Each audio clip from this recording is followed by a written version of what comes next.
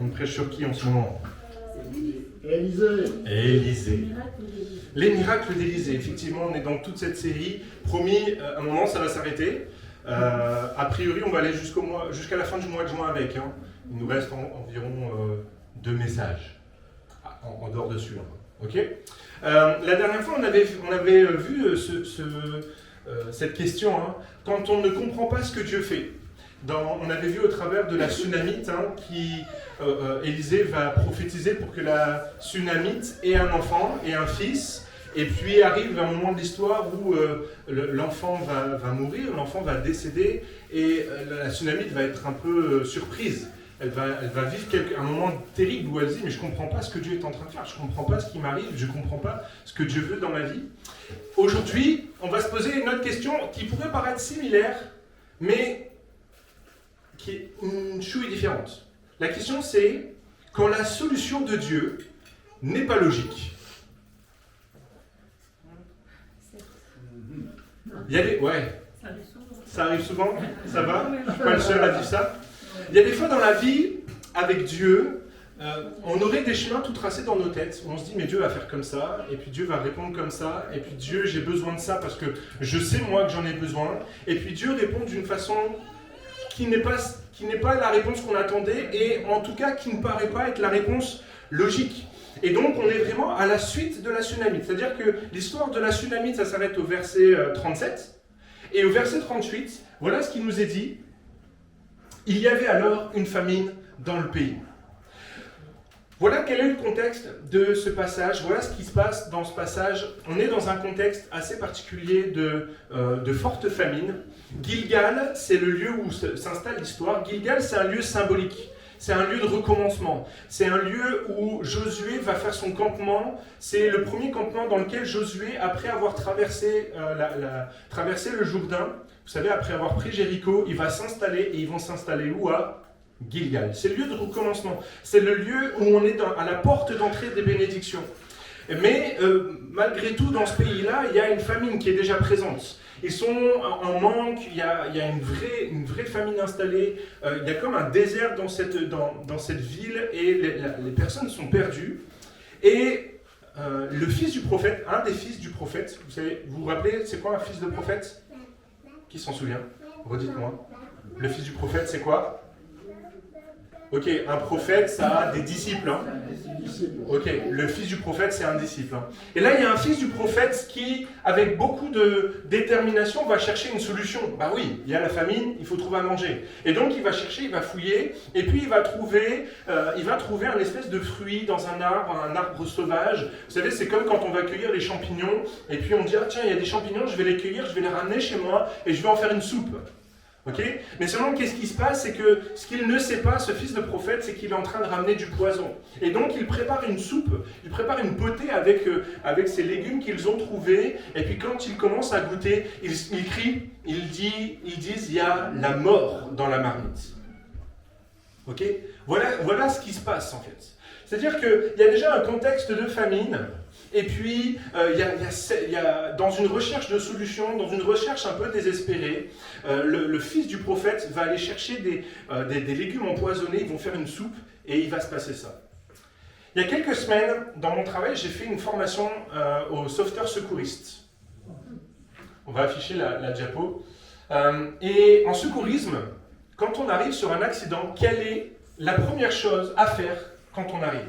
C'est quoi la toute première chose? Faire un pas, ouais.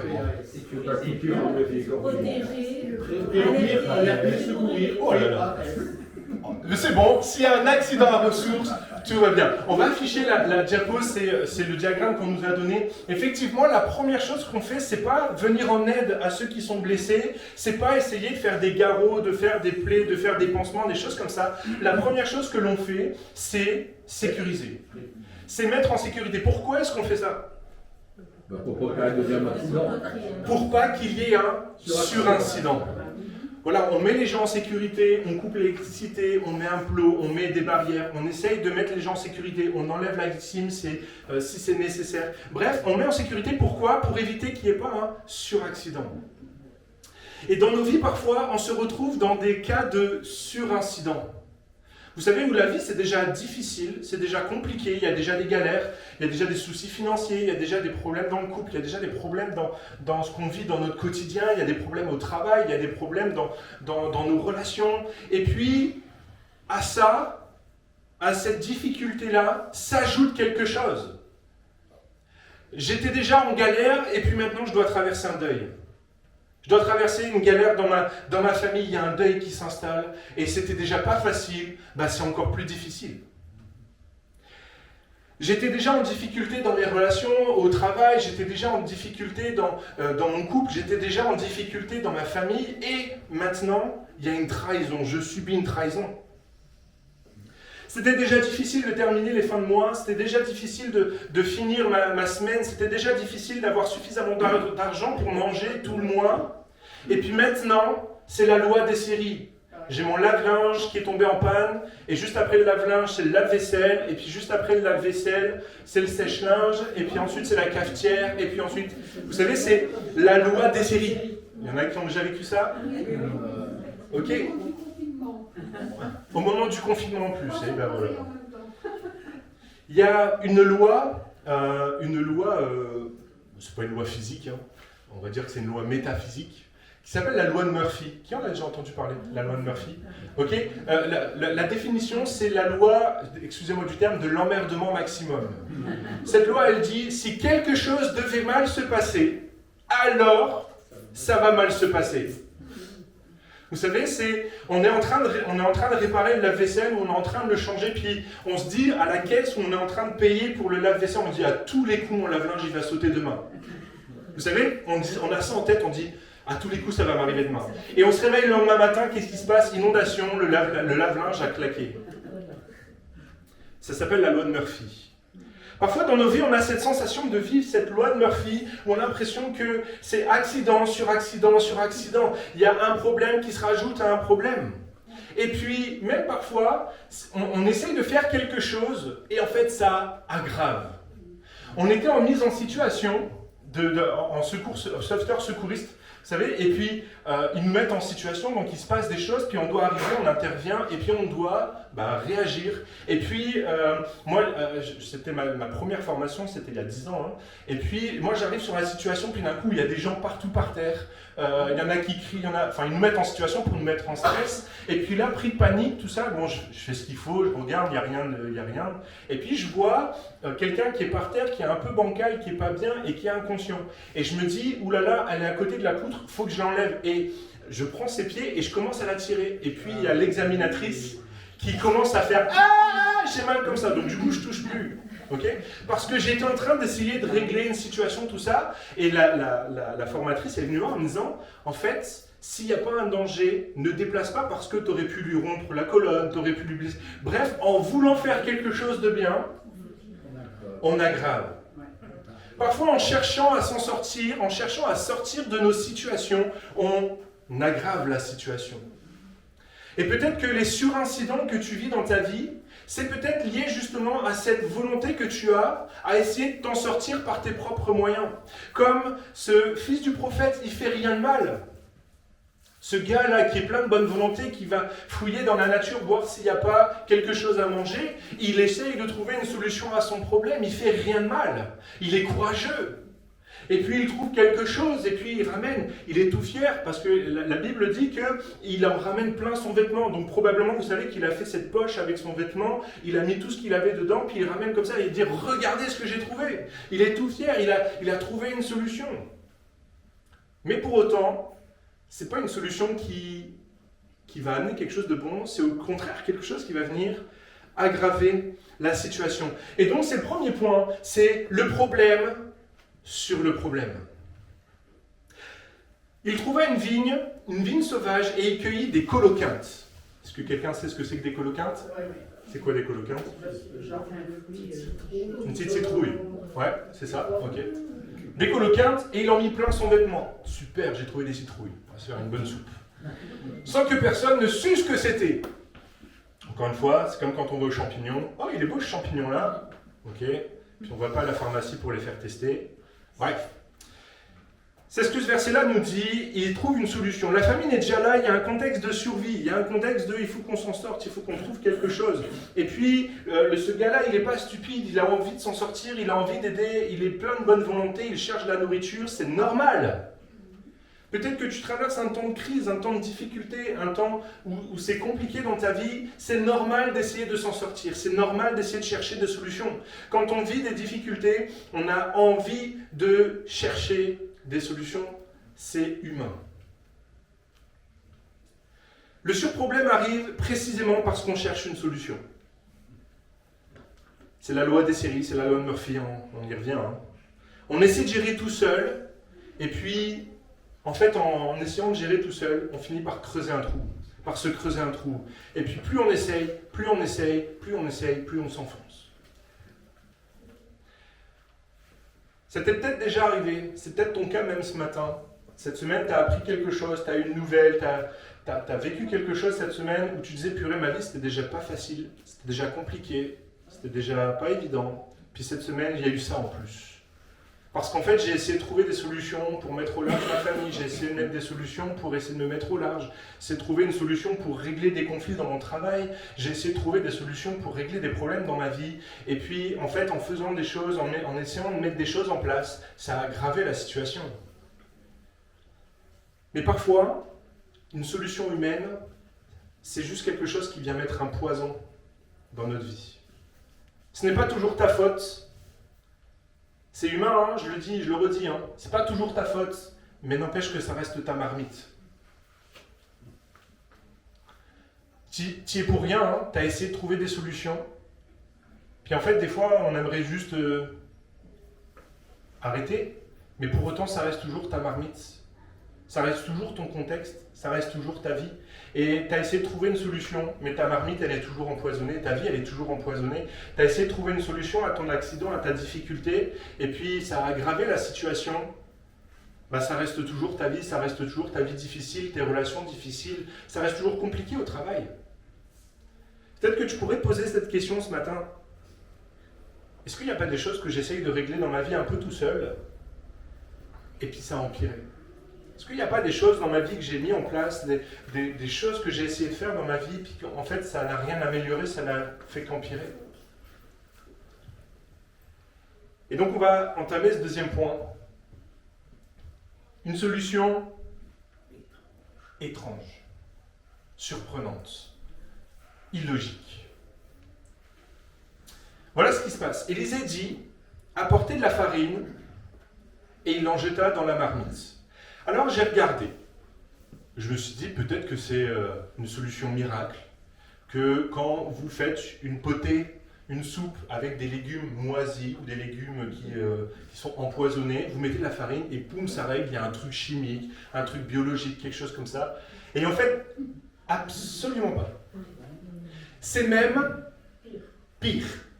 C'est-à-dire que, aux yeux de tout ça, la solution que propose Élisée, c'est pas celle qu'il aurait fallu faire.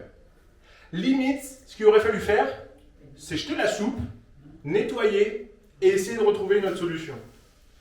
Mais en fait, la réalité, c'est que Élisée ne cherche pas un antidote, il ne cherche pas une solution logique.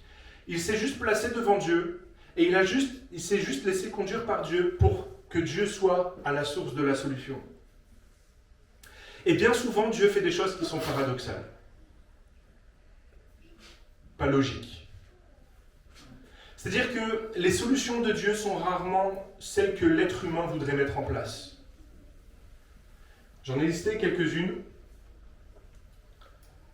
Dans le deuil, Dieu te demande de louer. On l'a chanté tout à l'heure. C'est pour ça que j'ai pris ce chant de Bénis l'Éternel, mon âme. Je louerai peu importe ce que dicte mon âme. Même si je suis triste, même si je suis endeuillé, même si c'est compliqué ma vie, je louerai peu importe. Face à une trahison, Dieu te demande de pardonner. Quoi? J'ai subi une offense, j'ai subi quelque chose et Dieu me demande de pardonner. Quand tu manques, Dieu te demande de donner. J'ai déjà rien, et en plus, il faut que je donne.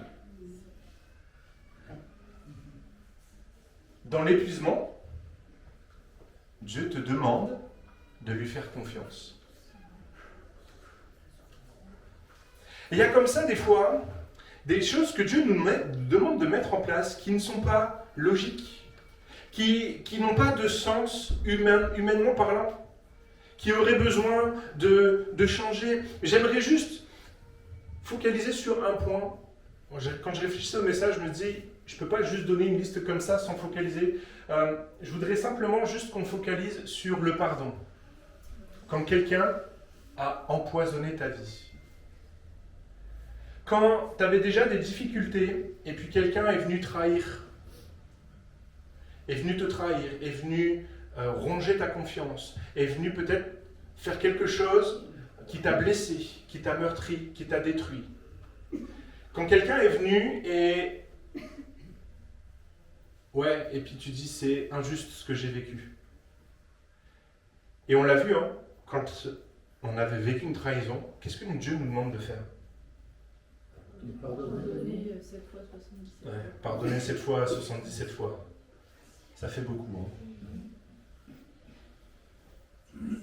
Puis là on est là face à ça en disant mais je peux pas, j'ai pas envie. Non, je le ferai pas. Parce que c'est pas moi qui ai commis l'offense. C'est pas moi qui ai fait quelque chose de mauvais. Et je vois pas pourquoi je pardonnerais alors que j'ai rien fait. Je vois pas pourquoi je pardonnerais alors que ce que j'ai vécu c'est injuste. Je vois pas pourquoi je pardonnerais alors que ce que j'ai vécu c'est quand même dur.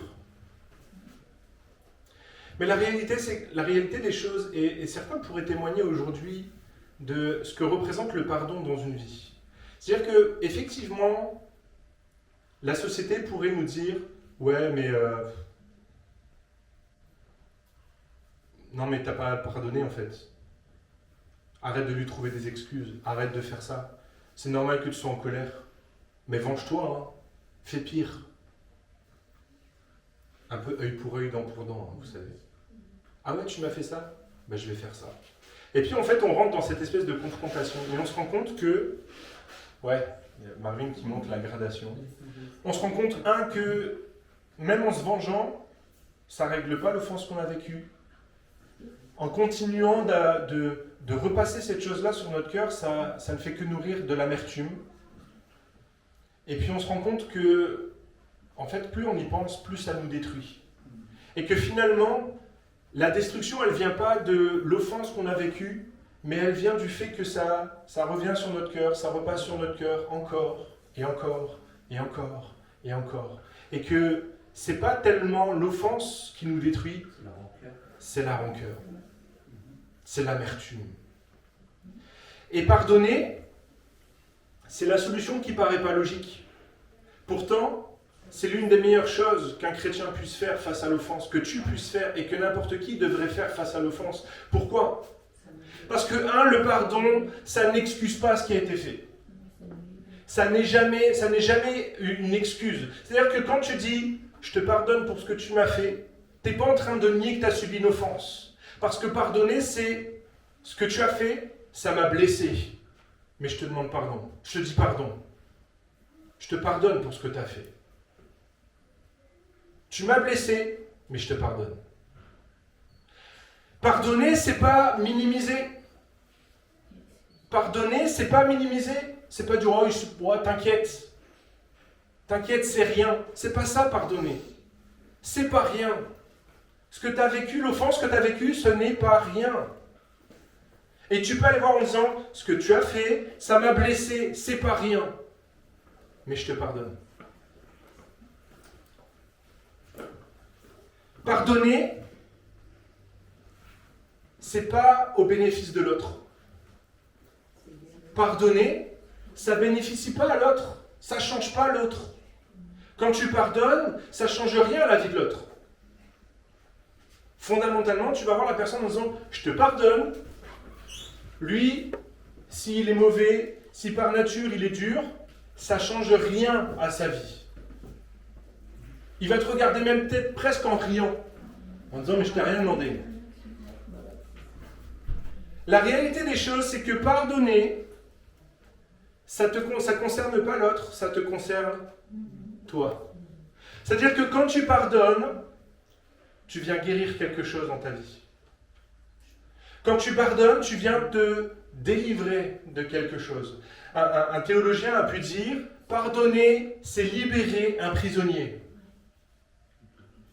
Mais le prisonnier, c'est pas l'autre, c'est moi. Quand tu acceptes de pardonner, tu acceptes de te libérer de l'offense que tu as fait. C'est le premier pas vers une restauration, vers une guérison.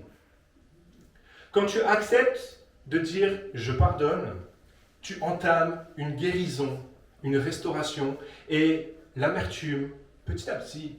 Je ne dis pas que c'est quelque chose qui va se passer. Pour certains, ils pourraient en témoigner. Ça a pris des mois de discussions, d'échanges pour réussir à dire « ok, je pardonne ». Mais quand ils ont réussi à le faire, ils ont pu dire « ça ne me fait plus rien, ça ne m'affecte plus, j'ai plus d'amertume, j'ai plus de souffrance, j'ai plus rien. Ça me fait ni chaud ni froid ». Pardonner, c'est comme guérir. Alors je montre toujours cette cicatrice parce qu'elle est bien visible.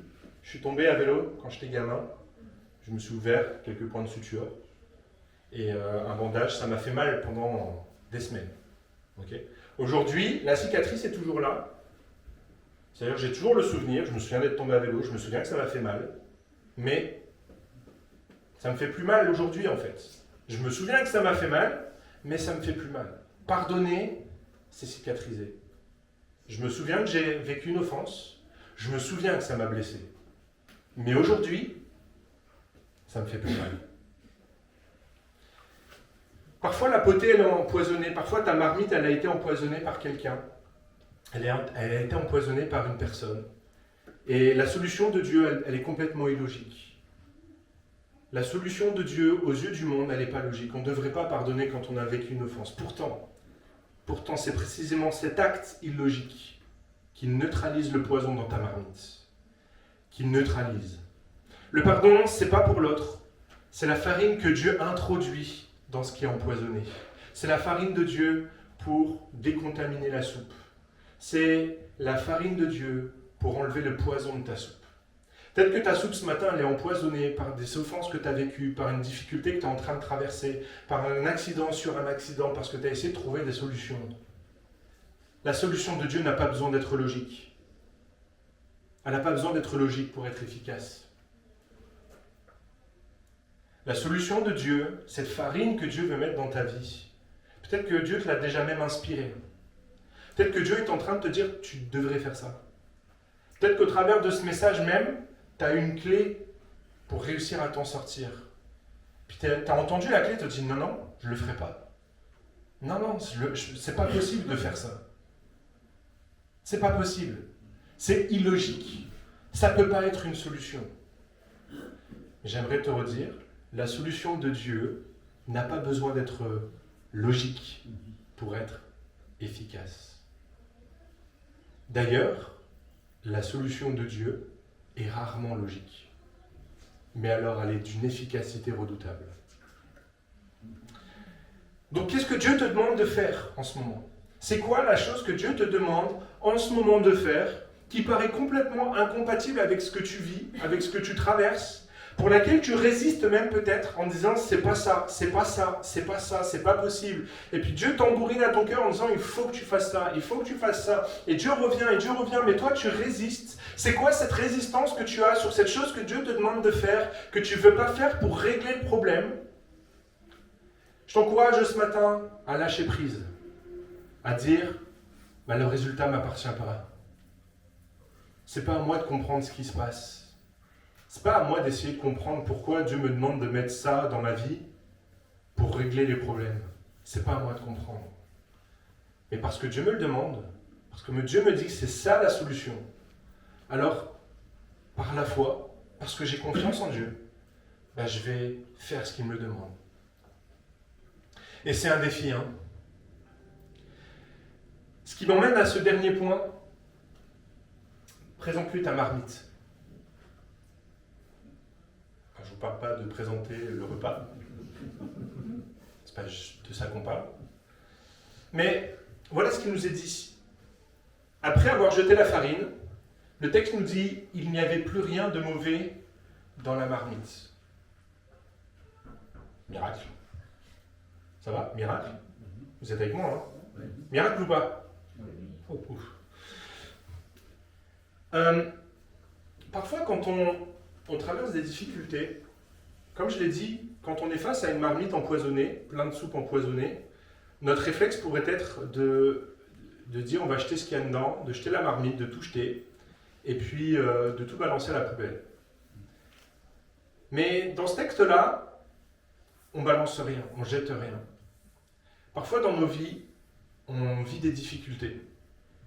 Et malheureusement aujourd'hui, la solution de beaucoup de chrétiens, c'est de tout balancer. Ça va pas dans le couple? On balance tout. Ça va pas dans ma vie? On balance tout. Ça va pas dans mon travail? Je balance le travail. Ça va pas dans ma vie? Je mets fin à mes jours. Même moi, ça m'est arrivé de face à la difficulté, à l'épreuve, de dire allez, on replie tout, on plie bagage, et puis je m'en vais, je prends mon van, et puis je vais me faire un road trip. Et puis je vais passer ma vie comme ça, et puis on abandonne tout, on quitte le navire, ça sert à rien. Puis on voudrait comme ça, en fait, enlever la soupe, enlever la marmite, tout jeter, tout balancer. Et la réalité des choses, c'est que Dieu ne veut pas changer la marmite, Dieu ne veut pas changer la soupe. Ta vie, c'est ta vie. Avec tes choix, avec tes problèmes, avec tes difficultés. Et la réalité des choses, c'est que Dieu ne veut pas juste enlever la soupe. Non. Il veut soigner. Il veut guérir. Peut-être que tu serais tenté, face à tes difficultés, de changer de vie. De dire, allez, on se barre, on va ailleurs, et tu verras, tout ira mieux. Peut-être des fois, tu serais tenté de dire, je vais me séparer, et je vais refaire ma vie, ça sera mieux. Peut-être que tu serais tenté de dire, je vais changer de situation, puis ça ira mieux, puis ça ira mieux, puis ça ira mieux. Puis combien de fois peut-être on a prononcé ça en disant, je vais faire ça, puis ça ira mieux. Mais vous vous souvenez ce qu'il a fait le fils du prophète? Il a essayé de trouver une solution tout seul. Est-ce que ça a été mieux? Parfois on essaye on se dit, on va jeter la marmite, puis ça ira mieux. Mais la réalité, c'est que Dieu ne fonctionne pas comme ça. La marmite, elle est empoisonnée. Et j'ai une mauvaise nouvelle pour toi, c'est que tu auras beau avoir tout balancé, ta marmite, elle reste empoisonnée. Et ton poison, tu vas l'emmener avec toi. Tu vas l'emmener dans ton road trip, tu vas l'emmener dans ton autre foyer, tu vas l'emmener dans ta maison. Ce poison que tu vas l'emmener partout où tu vas, parce que le problème, c'est rarement les autres. Le poison, c'est pas les autres. C'est mon cœur, c'est ma vie, c'est ma marmite. La marmite empoisonnée, c'est ce que je suis, c'est ma vie. Et tu as envie de tout balancer? Mauvaise nouvelle. Tu vas l'emmener avec toi, cette marmite empoisonnée. Tu vas l'embarquer avec toi. Et tu aurais beau envie d'avoir tout balancé, bah tu seras constamment en train de chercher des solutions à ta vie. Dieu te demande une chose ce matin, c'est de présenter cette marmite empoisonnée. En disant, Seigneur, tu vois, j'ai essayé de faire des choses dans ma vie, ça n'a fait qu'empirer. J'ai été de galère en galère parce que j'essayais d'être au contrôle, en maîtrise. Mais aujourd'hui, j'ai plus de solution. Je viens avec ma marmite, je lui présente ma marmite. Puis, je viens pas présenter ma marmite quand j'ai réussi à rajouter un peu de sel ou j'ai rajouté un peu de trucs pour cacher le goût amer, là. Quand j'ai essayé de régler certaines choses, de masquer ce qui ne va pas, non. Je viens avec ma marmite pleine de poison. Je ne viens pas à Dieu quand tout est réglé dans ma vie, je viens à Dieu maintenant. Quand c'est en galère, quand c'est difficile, quand c'est amer, quand c'est plein de rancune, quand c'est plein d'amertume, c'est maintenant qu'il faut venir la présenter à Dieu. La marmite empoisonnée, c'est le départ du miracle. Dieu veut faire un miracle dans ta vie, mais le problème c'est que des fois on lui présente des marmites où on a caché la misère, puis on lui présente, regarde ma marmite comme elle est belle. Mais Dieu ne veut pas d'une marmite belle, il veut la vraie La marmite empoisonnée, il veut s'en occuper. Il veut s'occuper de ta vie avec ton amertume. Il veut s'occuper de ta vie avec tes angoisses. Il veut s'occuper de ta vie avec tes problèmes. Il veut s'occuper de ça. C'est pour ça qu'il est Dieu. C'est pour ça qu'il est créateur. C'est pour ça qu'il a envoyé son Fils. Ta marmite empoisonnée, ça n'est pas un obstacle pour aller rencontrer Dieu. Ce que tu présentes tel quel, Dieu veut le transformer. Dieu veut le changer. Dieu ne te demande pas une marmite propre. Il te demande ta marmite. La vraie. Celle avec tes angoisses, tes amertumes, tes problèmes, tes difficultés, tes problèmes sur problèmes. Mais peut-être que toi, tu as ce blocage en disant « mais je ne peux pas me présenter à Dieu comme ça. Je ne peux pas présenter ma vie telle quelle, c'est pas possible, ça ne marche pas. » Pose-toi la question, qu'est-ce que tu refuses de lui présenter? Qu'est-ce que tu refuses de présenter à Dieu? Qu'est-ce qui est trop abîmé dans ta vie et pour que tu oses le présenter à Dieu? Il y a un miracle qui se passe parce que Élisée va jeter la farine dans la marmite et il se passe quelque chose d'extraordinaire. C'est que la marmite, elle servait à quoi? À nourrir qui? Élisée et les fils des prophètes.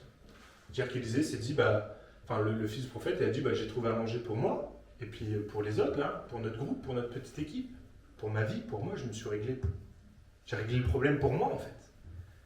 Mais il y a une conclusion, en fait. Il n'y a pas le verset 41? Non. Ah, j'ai oublié de le mettre. C'est pas grave, je vais vous le dire. À la fin, Élisée regarde le fils du prophète avec la marmite qui n'est maintenant plus empoisonnée. Et il va dire, maintenant, sers au peuple et qu'il mange. Sers au peuple et qu'il mange. La marmite, c'est la même. Le contexte de famine n'a pas changé. Mais ce qui a changé, c'est le contenu de la marmite. Et si dans un premier temps, tu cherchais à régler tes problèmes pour ta vie, pour régler tes problèmes dans ta vie, quand Dieu vient opérer une transformation, il ne le fait pas simplement pour toi, mais il le fait aussi pour ceux qui sont autour de toi. Et tu deviens un instrument de bénédiction pour ceux qui sont autour de toi. Parce que quand tu règles ta marmite empoisonnée, tu te rends compte que dans ton couple, ça va mieux. Dans la relation avec tes enfants, ça va mieux. Dans ton travail, ça va mieux. Pourquoi? Parce que le problème, ce n'était pas les autres, c'était la marmite empoisonnée.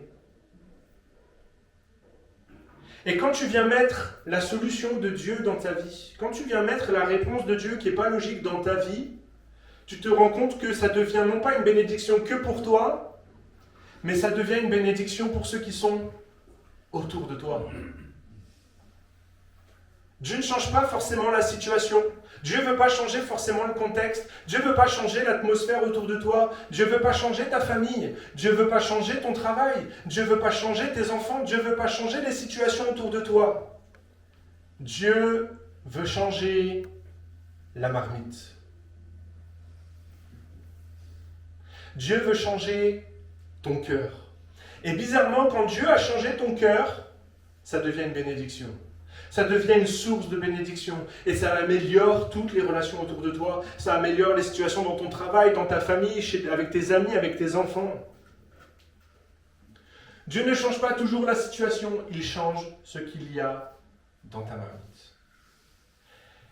Alors on refait le point, on refait le message. En résumé, je ne vais pas tout refaire. Parfois la solution de Dieu, elle ne paraît pas logique. On vit des problèmes sur des problèmes parce qu'on essaye de contrôler, de maîtriser ce qui se passe. On essaye de trouver des solutions à nos problèmes. On essaye de bricoler des choses pour que ça se passe mieux. Et en bricolant ces choses, on crée des problèmes sur des problèmes. Dans ton couple, tu as essayé de mettre des choses en place, puis ça n'a créé que des problèmes. Dans ton travail, tu as essayé de mettre en place des choses, ça n'a créé que des problèmes. Dans ta vie, tu as vécu des choses, et puis en fait, tu n'as rien fait, mais c'est juste tu as subi quelque chose, tu as subi une offense, tu as subi un deuil, tu as subi quelque chose, et puis il y avait déjà des galères, et il y a ça qui s'est ajouté, et ça c'est venu empoisonner ta vie. C'est venu mettre du poison dans ta vie et aujourd'hui, ta vie, ça ressemble à un amas d'amertume, d'angoisse, de mal-être, de sentiments négatifs et tu te réveilles le matin, peut-être même avec les larmes aux yeux, tu te regardes dans la glace en disant « mais ma vie c'est trop nul et j'aimerais trop tout arrêter et j'ai envie de tout plaquer et puis me barrer et puis ça ira mieux ailleurs ». Peut-être que c'est même ce que tu t'es dit ce matin avant de venir au culte, tu te dis « mais de toute façon ma vie c'est tellement une galère, je vais tout plaquer et je vais partir ailleurs, ça ira mieux ». Mais en fait, la solution de Dieu, c'est pas de changer ce qui se passe autour de toi, c'est pas de changer ce qui se passe dans ta vie, c'est pas de changer l'atmosphère autour de toi, c'est pas de changer les gens autour de toi. Ce que Dieu veut, c'est apporter une solution à ta vie. Mais cette solution, elle n'est pas logique. C'est pas celle que tu aurais choisie, c'est pas celle que tu as envie de faire, c'est pas celle qui est logique selon les yeux d'humain. La solution de Dieu, souvent, elle va à contre-courant de ce que la société propose. Et je reviens précisément sur ce pardon. Peut-être qu'effectivement, tu as vécu une offense, tu as vécu quelque chose et c'est injuste et c'est dégueulasse. Et le gros C'était pour marquer...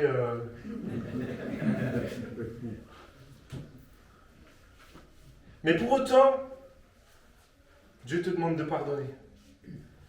Pourquoi ? Parce qu'en pardonnant, on guérit, on soigne. Et c'est comme cette farine jetée dans la potée qui vient enlever le poison. Pardonner, c'est cette farine qui vient enlever l'amertume, qui vient guérir le cœur. Et cette farine, c'est valable pour le pardon, mais c'est valable aussi quand dans ta vie, tu n'as plus rien et que Dieu te demande de donner malgré tout. C'est valable quand tu as vécu une situation de deuil et que Dieu te dit maintenant, il faut que tu loues.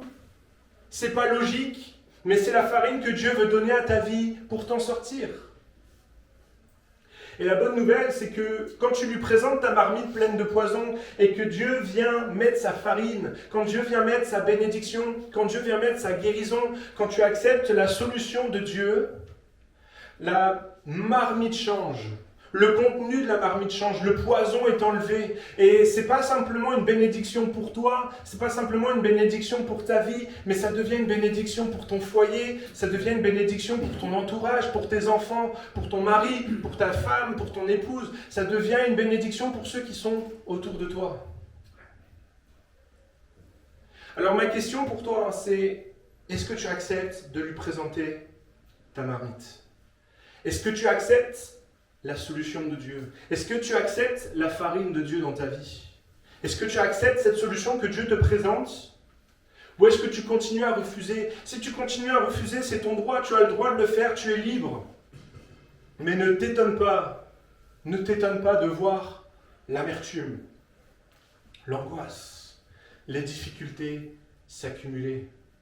Quand tu présentes ta marmite à Dieu et qu'il vient y mettre sa solution, quand il vient y mettre sa farine, quand il vient y mettre sa bénédiction, alors les choses changent. Mais est-ce que tu acceptes de lui présenter ta marmite ?